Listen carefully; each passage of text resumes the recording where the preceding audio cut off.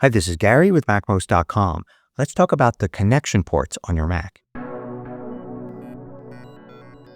So I often hear from people that they're confused about the ports on the back of their Mac.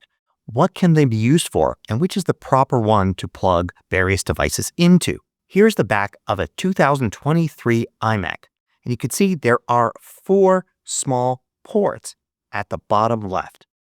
2 of them don't have any label at all, and 2 of them have this little lightning bolt symbol. Let's take a closer look here, and you can see how 2 are labeled and 2 aren't. Well, the 2 unlabeled ones on the left are USB ports, and the 2 with the little lightning bolts, they are Thunderbolt ports.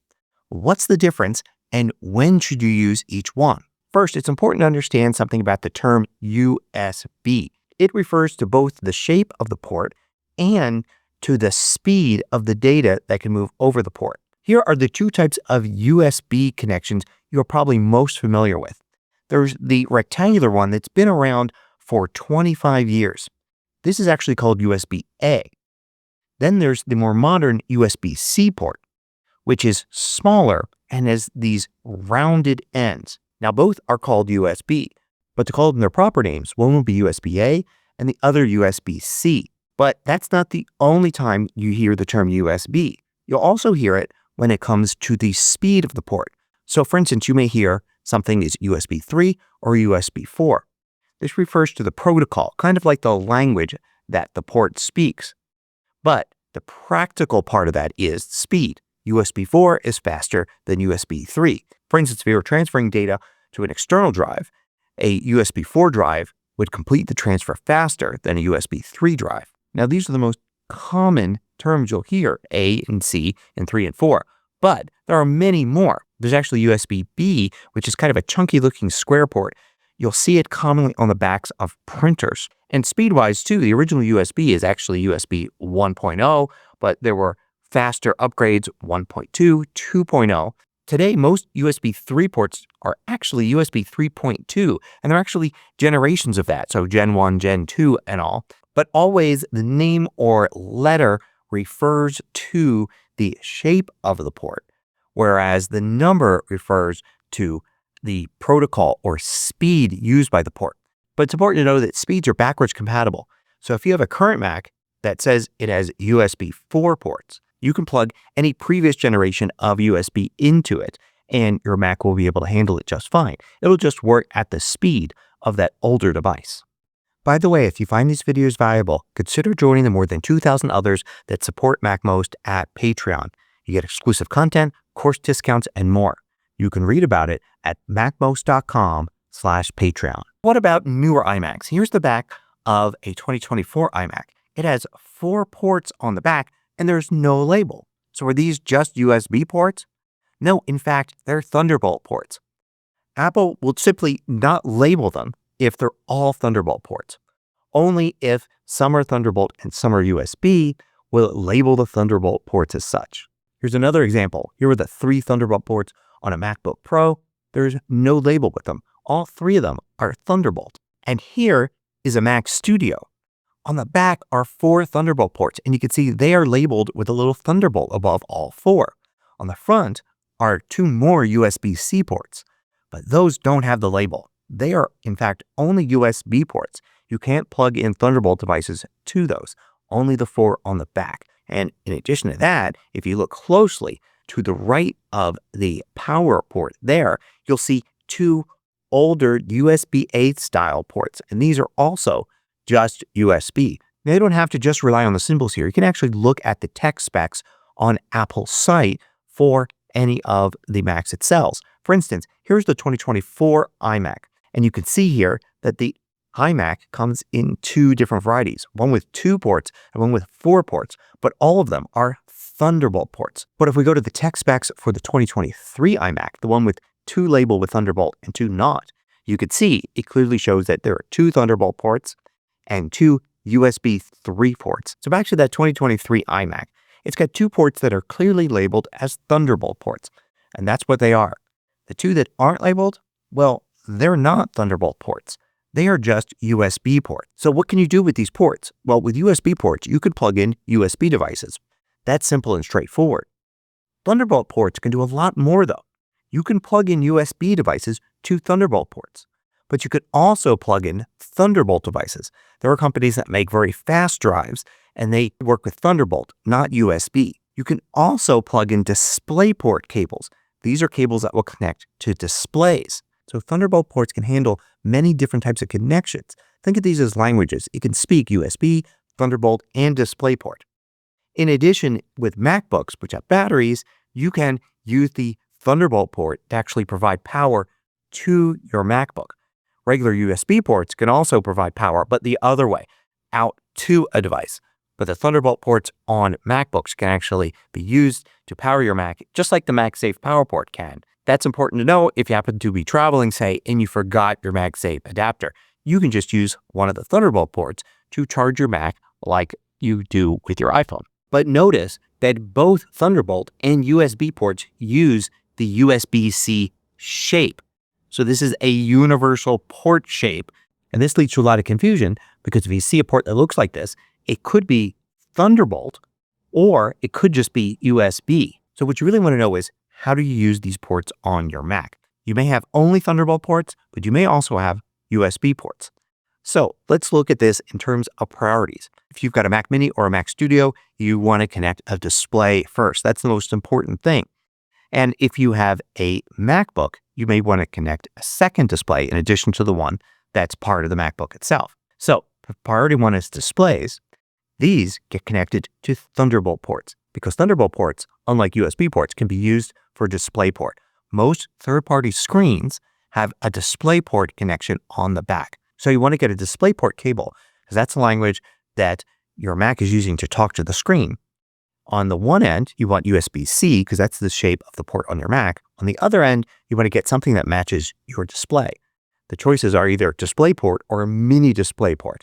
So check to see which one your display has. Get a DisplayPort cable that has the proper connection on each end, and you connect that to a Thunderbolt port on your Mac to hook up the display. But some displays actually have a Thunderbolt port. And if it has that, then you definitely want to take advantage of that and just get a Thunderbolt cable. It would probably be USB-C to USB-C and would have to specify that it is a Thunderbolt cable. You can't just get a USB-C cable. It has to say it's Thunderbolt compatible. So you would connect this Thunderbolt cable from Thunderbolt to Thunderbolt, and that often gets you an added advantage. For instance, on the Apple Studio display means that you can use the display as a USB hub. That's what those other USB ports are on the back. There's one Thunderbolt port. That's your input. So that goes from the Thunderbolt port on your Mac to the Thunderbolt port on the Apple Studio display. The other three ports there, they're just USB, and you can attach other devices like, say, hard drives to your display, and then it will connect to your computer through the display. And there are other displays that will also allow Thunderbolt connectivity and give you additional USB ports like this. In addition to that, it also supplies power to a MacBook. So you could actually connect your MacBook up to an Apple Studio display, and then you'll not only get the 3 USB ports in the back of the Studio display, but you'll also power the MacBook through it, so it'll charge the battery up while you're using the display. Now, there are some displays that have both DisplayPort and USB input. In this case, you could, with these displays, connect from Thunderbolt to DisplayPort and also from a USB port on your Mac to the USB input on the display, and then it makes the display act as a hub.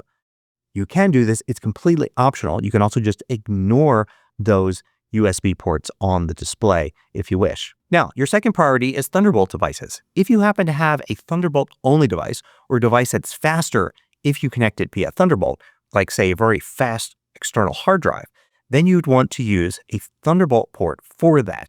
If you use a USB port, it either won't work or more likely it'll work, but just at USB speeds, not at Thunderbolt speeds. So after that, you've just got USB devices. It doesn't matter here whether you connect to USB or Thunderbolt ports. Naturally, if you only have Thunderbolt ports on your Mac, like the 2024 iMac, then you should connect to those Thunderbolt ports. They could be used for Thunderbolt or USB.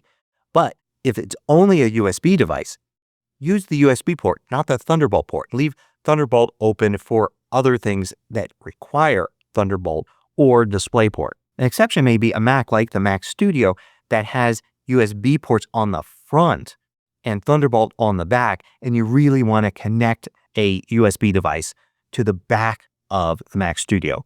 In that case, if you've got the Thunderbolt port, you can use it for USB. That's fine. There's nothing wrong with connecting a USB device to Thunderbolt. It's just that you want to give priority to Thunderbolt-only devices if that's needed. I mentioned before about making sure you have a Thunderbolt cable to connect from your Mac to a Thunderbolt display. It's important to make sure you get the right cable if you want to connect Thunderbolt devices. It's not enough just to get a USB-C to USB-C cable. It has to say it's Thunderbolt compatible. And if you need Thunderbolt 4, you want to make sure it says it is Thunderbolt 4 compatible. Same for the newer Thunderbolt 5. A regular USB-C to USB-C cable is only going to work for USB-C devices and won't work for Thunderbolt devices, even though it looks the same. So I do want to talk about one other kind of port as well, and that's an HDMI port. Some Macs have an HDMI port. For instance, a Mac Pro has one, and also there's the Mac Studio. It's got an HDMI port. So you may think, well, HDMI, that's for connecting screens. And you may have a screen that has HDMI on it. So you may think that the best thing to do is connect HDMI to HDMI and use that for your display. But in fact, that's not usually the best way to do it. See, DisplayPort is specifically for connecting computer displays. Typically, you'll get more options on your Mac, like more resolutions you can choose from. And you may get a higher quality image if you use DisplayPort. So what you want to do when connecting a display is you want to use a Thunderbolt port with a DisplayPort cable when connecting to a DisplayPort screen. If a display is Thunderbolt, then naturally you want to use that Thunderbolt port to connect to the display using a Thunderbolt cable. So what's the HDMI for? Well, you would use HDMI if you're connecting to a display that only had HDMI. Hopefully you don't have a display like that. But one reason you might is if you're using a TV as a display, or you just want to connect to a TV, say in your living room, that's not going to have DisplayPort. TVs will have HDMI, so then you've got no choice but to use the HDMI port, use an HDMI cable, and connect your Mac to it. A very common reason to use HDMI is if you're using a projector or large screen in a classroom, meeting room, or auditorium.